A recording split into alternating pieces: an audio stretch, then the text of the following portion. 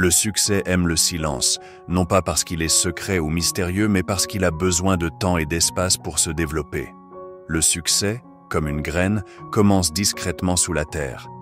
Il ne s'annonce pas au monde, il n'exige ni attention ni validation. Il travaille simplement, régulièrement et silencieusement, jusqu'au jour où il émerge, grand et fort, aux yeux de tous. Et pourtant, beaucoup d'entre nous ressentent le besoin de dire au monde ce que nous faisons, ce que nous prévoyons et comment nous allons y parvenir. Pourquoi? Peut-être avons-nous besoin de reconnaissance ou d'approbation. Peut-être que c'est l'excitation de dire « Regardez-moi, je suis en route ».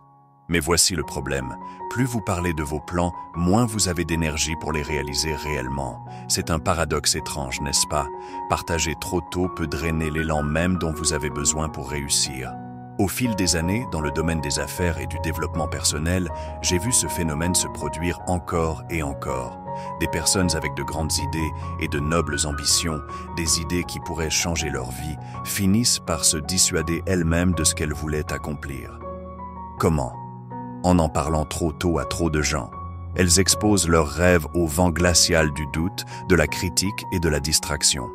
Et avant même qu'elles ne s'en rendent compte, la flamme qu'elles ressentaient s'éteint. Aujourd'hui, je veux partager avec vous la philosophie de garder vos plans pour vous, non pas par secret, mais par sagesse. Nous allons explorer comment cultiver un état d'esprit qui valorise l'action plutôt que les paroles, la concentration plutôt que le battage médiatique, et les résultats plutôt que la reconnaissance. Parce qu'au bout du compte, ce n'est pas ce que vous dites que vous allez faire qui compte, mais ce que vous accomplissez réellement. Garder ses plans pour soi peut être extrêmement puissant. Il existe une relation subtile entre l'intention et l'action. Pensez-y. Chaque fois que vous partagez vos intentions, vos objectifs, vos rêves, vos plans avec les autres, vous libérez une partie de cette énergie. Vous donnez un morceau du feu qui alimente vos actions. Et dans bien des cas, ce feu est mieux conservé, entretenu dans le silence de votre propre esprit, plutôt qu'exposé trop tôt au monde. Il y a une raison simple à cela. Lorsque vous dites aux gens ce que vous allez faire, vous créez une illusion de progrès. Vous dites « je vais créer une nouvelle entreprise » ou « je vais perdre 10 kilos » et les gens autour de vous acquiescent, sourient, peut-être même applaudissent pour vous encourager. Ça fait du bien, n'est-ce pas? Cette sensation d'approbation, cette validation. Mais voici le danger. L'esprit peut confondre cette approbation avec un accomplissement réel. Vous n'avez encore rien fait, mais vous avez déjà goûté à une partie de la récompense. Et que se passe-t-il ensuite? L'urgence d'agir diminue, le feu s'éteint, et le rêve qui vous paraissait si vivant, si plein de possibilités, commence à sembler comme quelque chose que vous avez déjà accompli dans votre esprit.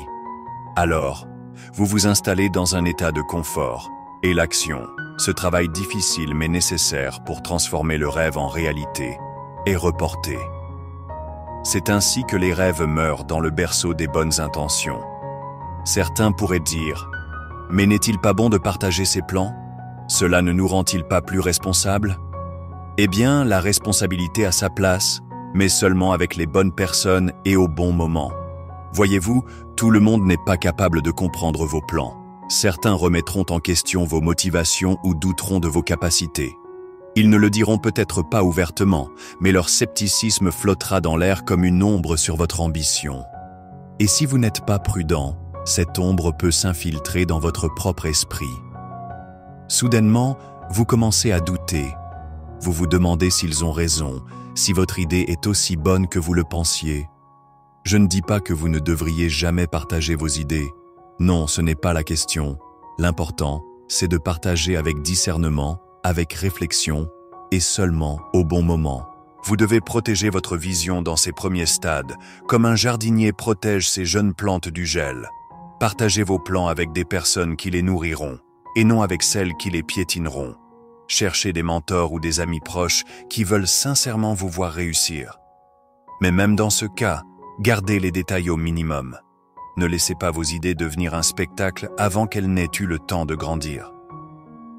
Voici une autre chose à considérer, l'élément de surprise. Il y a un certain pouvoir à faire l'inattendu, à laisser vos résultats parler pour vous. Imaginez ceci, vous travaillez discrètement sur un projet depuis des mois, peut-être même des années. Vous n'en avez parlé à personne, sauf à votre cercle de confiance. Et puis, un jour, vous dévoilez le projet au monde. Un produit fini, un objectif accompli, un succès éclatant. L'impact est bien plus grand que si vous en aviez parlé tout au long du processus, en laissant échapper des indices et des aperçus. Les gens s'émerveilleront de ce que vous avez accompli, parce que cela semblera être sorti de nulle part. C'est un rappel que l'action est toujours plus impressionnante que les paroles. Il y a des années, j'ai connu un jeune homme qui voulait créer sa propre entreprise. Il débordait d'idées et d'enthousiasme. Il ne pouvait pas s'empêcher d'en parler à tout le monde. À chaque occasion, il détaillait ses plans, comment il allait s'y prendre, à quel point il allait réussir, comment sa vie allait changer. Les gens l'écoutèrent poliment, mais avec le temps, ils ont commencé à devenir sceptiques. Pourquoi? Parce que les mois passaient et rien ne se concrétisait. Plus il parlait, moins les gens le prenaient au sérieux. Et finalement, il a cessé de croire en lui-même. À l'inverse, j'ai connu un autre homme, un agriculteur du Midwest. Il avait une vision, transformer sa petite ferme familiale en une entreprise prospère. Mais au lieu d'en parler, il s'est simplement mis au travail. Il a lu des livres, étudié les agriculteurs à succès et a discrètement mis en place de nouvelles techniques. Il n'a pas annoncé ses plans, il a laissé ses résultats parler pour lui. Et quand le moment est venu de vendre ses récoltes, il a surpris tout le monde par la qualité et la quantité de sa production. Les gens lui ont demandé « Comment as-tu fait ?» Il s'est contenté de sourire et de répondre « En travaillant quand personne ne regardait. » Vous voyez, il y a une leçon là-dedans.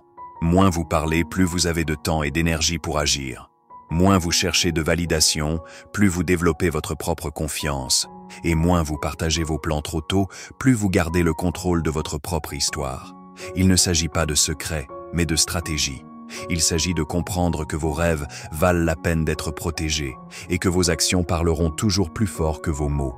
Combien de fois avez-vous partagé un projet ou un objectif avec quelqu'un pour ensuite voir votre motivation s'évanouir? Combien de fois avez-vous laissé l'opinion des autres influencer votre trajectoire? Ce sont des questions importantes, car elles révèlent à quel point nous donnons du pouvoir aux autres en parlant trop tôt. Mais la bonne nouvelle, c'est que vous pouvez reprendre ce pouvoir. Vous pouvez choisir de vous concentrer sur l'action, de protéger vos rêves et de laisser votre succès parler pour vous. Le monde est rempli de bruit, n'est-ce pas? Des opinions, des distractions, des conseils non sollicités, ils sont partout. Et lorsque vous commencez à partager vos rêves trop librement, vous invitez ce bruit dans votre vie. Vous ouvrez la porte aux critiques, aux doutes et même à l'envie. Ces forces peuvent faire dérailler même les meilleurs plans si vous n'êtes pas prudent. Pensez-y, lorsque vous dites à quelqu'un votre grande idée, combien de fois répond-il avec un enthousiasme sincère et un véritable soutien? Parfois, oui, mais bien souvent, les gens réagissent avec prudence, scepticisme ou même un léger découragement. Ils peuvent dire « Es-tu sûr que c'est une bonne idée ?» ou « Ça semble risqué » ou encore « Je connais quelqu'un qui a essayé et qui a échoué ». Ces commentaires peuvent sembler inoffensifs, mais ils peuvent semer des graines de doute dans votre esprit. Et le doute est une chose dangereuse. Il peut croître rapidement et étouffer les racines de votre ambition. Mais il n'y a pas que les sceptiques dont vous devez vous méfier. Il y a aussi les envieux, ceux qui jalousent votre ambition parce qu'elle leur rappelle ce qu'ils n'ont pas accompli. Ils ne le diront peut-être pas ouvertement, mais leur négativité subtile peut vous drainer tout autant. Et puis, il y a les conseillers bien intentionnés. Ceux qui veulent sincèrement vous aider, mais qui finissent par vous embrouiller avec des opinions contradictoires et des suggestions non sollicitées. Tout ce bruit peut vous éloigner de votre vision initiale, vous laissant dispersé et incertain. C'est pourquoi la discrétion est si puissante. Lorsque vous gardez vos projets pour vous, vous protégez votre concentration. Vous créez un espace silencieux où vos idées peuvent grandir, à l'abri des interférences extérieures. C'est comme construire une serre pour vos rêves, un endroit où ils peuvent s'épanouir dans des conditions optimales jusqu'à ce qu'ils soient assez forts pour affronter les éléments. Il est essentiel de commencer à bâtir de l'élan. L'élan est une chose précieuse. C'est le mouvement en avant que vous créez en prenant des actions cohérentes et intentionnelles vers vos objectifs. Et voici la clé. L'élan prospère dans le silence. Lorsque vous vous concentrez sur l'action plutôt que sur le fait d'en parler, vous créez un rythme. Chaque petit pas renforce le suivant. Et avant même de vous en rendre compte, vous avez accompli des progrès significatifs. Mais lorsque vous commencez à parler de vos plans trop tôt, vous brisez ce rythme. Votre attention se détourne de l'action vers l'explication, du faire vers la justification. Et chaque moment que vous passez à expliquer où vous allez est un moment où vous n'avancez pas. C'est comme essayer de conduire une voiture en s'arrêtant constamment pour montrer à tout le monde votre destination. Vous perdez en vitesse et, pire encore, vous perdez le sens du but qui vient du fait de rester en mouvement.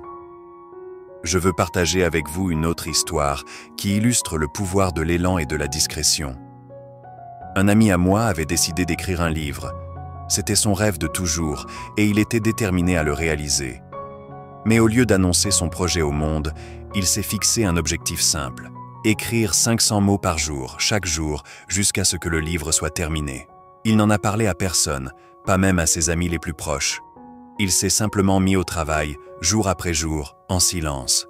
Des mois plus tard, il a enfin partagé son livre avec un petit cercle de personnes de confiance. Leur réaction: une admiration totale. Ils étaient impressionnés, non seulement par la qualité du livre, mais aussi par le fait qu'il l'avait écrit sans jamais chercher d'attention ou de validation. Et lorsqu'il a publié son livre, il a connu du succès.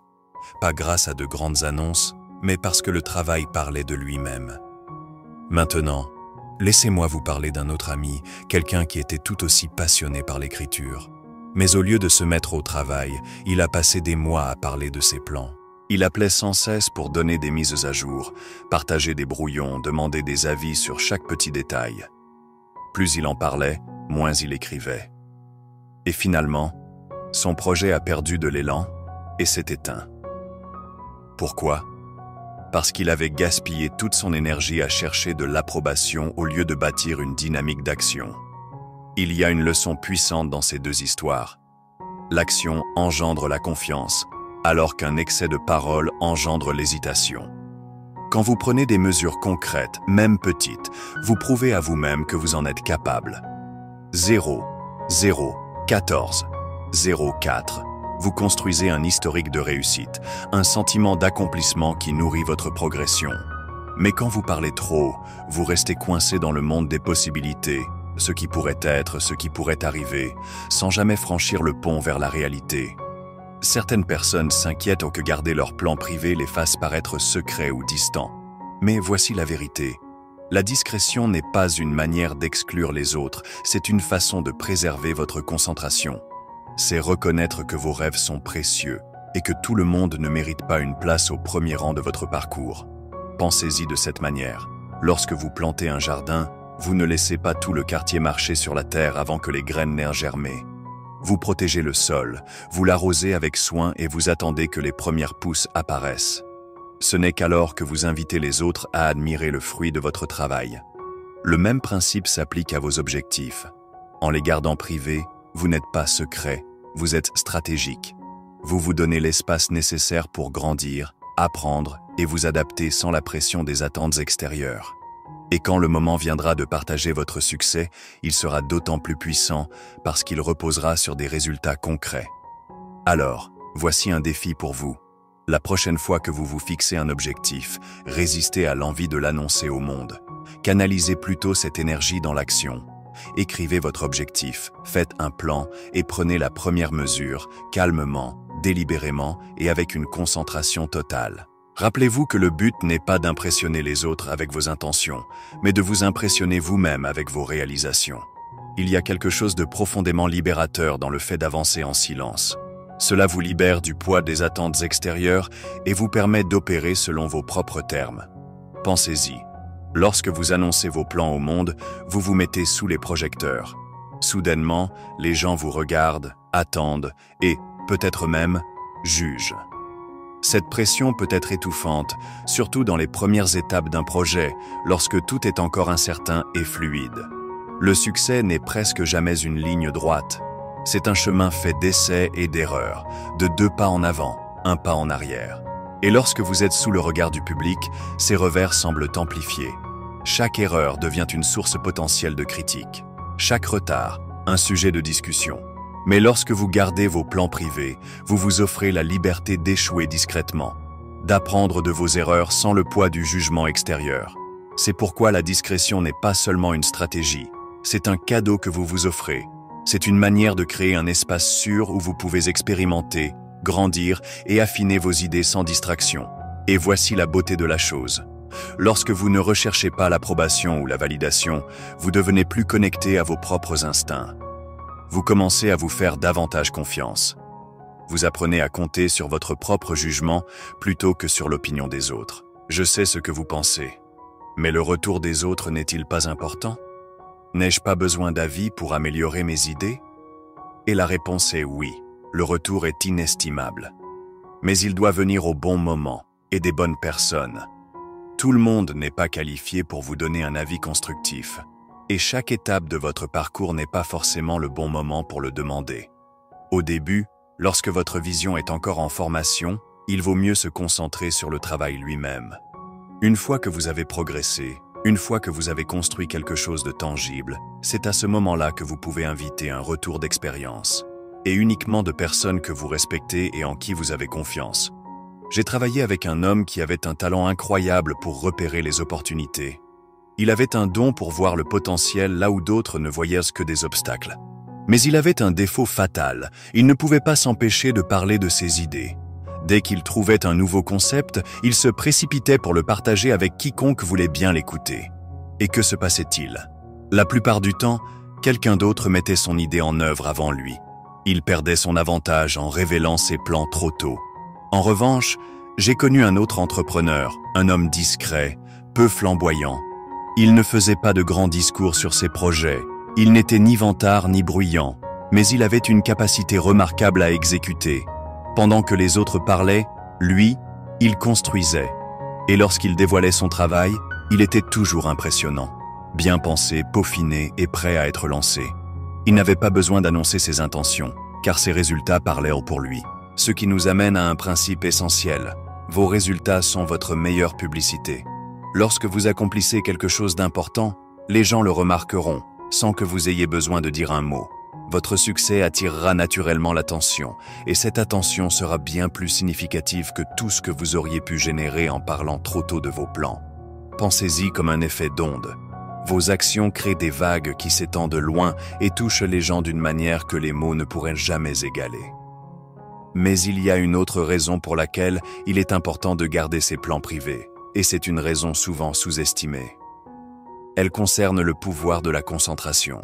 Lorsque vous partagez vos projets avec les autres, vous ne donnez pas seulement votre énergie, vous invitez aussi des distractions. Les gens vont commencer à poser des questions, à donner des suggestions, à partager leurs propres idées, et cela peut vous tirer dans une douzaine de directions différentes.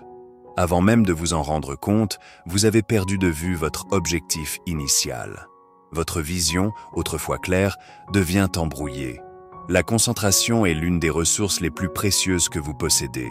C'est ce qui vous permet de canaliser votre énergie vers un seul objectif, d'éliminer le bruit et de progresser réellement. Et la meilleure façon de protéger votre concentration, c'est de limiter le nombre de personnes qui ont accès à vos plans. Moins il y a de voix dans vos oreilles, plus il est facile de rester sur la bonne voie. À quoi ressemblerait votre vie si vous appliquiez ce principe? Imaginez commencer un nouveau projet, une entreprise, une initiative créative ou même un objectif personnel sans en parler à personne.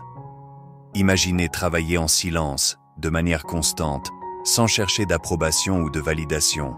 Que pourriez-vous accomplir dans cet espace de silence? Jusqu'où pourriez-vous aller sans le poids des attentes extérieures?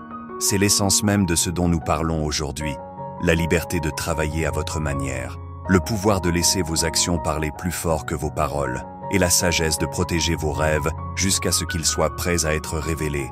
Il ne s'agit pas d'être secret ou distant. Il s'agit d'être intentionnel, de comprendre que votre énergie, votre concentration et votre élan sont trop précieux pour être gaspillés en discussions inutiles.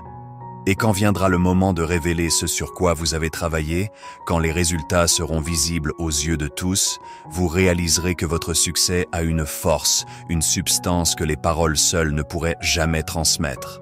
Vous aurez la satisfaction de savoir que vous n'avez pas seulement parlé de vos rêves, vous les avez réalisés. Ainsi, l'idée de garder vos plans privés n'est pas une question de rétention ou de dissimulation. C'est une prise de conscience de la valeur de votre énergie et de votre concentration. C'est protéger les débuts fragiles de vos rêves en les nourrissant dans le silence jusqu'à ce qu'ils soient assez solides pour se tenir debout. c'est comprendre que l'action est toujours plus puissante que les mots et que les résultats parlent plus fort que n'importe quelle annonce. Lorsque vous choisissez de garder vos plans pour vous, vous envoyez un message, non pas au monde, mais à vous-même. Je crois en ma capacité à aller jusqu'au bout. Je n'ai pas besoin d'applaudissements pour commencer et je n'ai pas besoin de permission pour poursuivre mes objectifs. Ce genre de confiance est rare et incroyablement puissant. Il vous donne la liberté d'agir sans peur, d'apprendre de vos erreurs sans jugement et de grandir à votre propre rythme. Et voici la plus belle partie. Lorsque vous réussirez, vous inspirerez les autres. Pas parce que vous avez dit que vous alliez faire, mais parce que vous avez réellement accompli. Vos actions deviendront un phare, un rappel pour les autres que le véritable progrès vient de la concentration, de la discipline et de la détermination silencieuse. Vous leur montrerez que ce n'est pas la force avec laquelle vous proclamez vos intentions qui compte, mais la constance avec laquelle vous les poursuivez. Alors, en avançant, je veux vous mettre au défi d'adopter cette philosophie. La prochaine fois que vous vous fixez un objectif, résistez à l'envie de l'annoncer au monde. Au lieu de cela, écrivez-le, faites un plan et commencez à travailler. Laissez vos actions parler pour vous et laissez vos résultats être la preuve de votre engagement. Faites confiance au fait que, lorsque le moment sera venu, le monde le remarquera. Et lorsqu'il le fera, ce sera parce que vous l'aurez mérité. Rappelez-vous, le succès n'a pas besoin de crier. Il n'a pas besoin d'un projecteur ou d'une scène. Il grandit tranquillement, régulièrement, dans les moments de silence, quand personne ne regarde. Alors, protégez vos rêves, nourrissez votre concentration et laissez vos actions parler d'elles-mêmes. C'est le chemin vers le véritable succès. Et c'est un chemin qui en vaut la peine. Merci d'avoir regardé cette vidéo jusqu'à la fin. Si vous êtes arrivé jusque-là, c'est que vous faites partie de ces personnes prêtes à agir plutôt qu'à simplement parler. Rappelez-vous, le succès grandit dans le silence et vos actions parleront toujours plus fort que vos mots. Si cette vidéo vous a inspiré, alors imaginez ce que d'autres pourraient en retirer. Alors, pensez à liker, à laisser un commentaire pour partager votre ressenti et surtout, à vous abonner en activant la cloche pour ne rien manquer des prochaines vidéos. Ici, on construit ensemble un état d'esprit puissant, centré sur l'action et la discipline. Alors, rejoignez cette communauté et avançons ensemble vers le succès. À très bientôt dans la prochaine vidéo.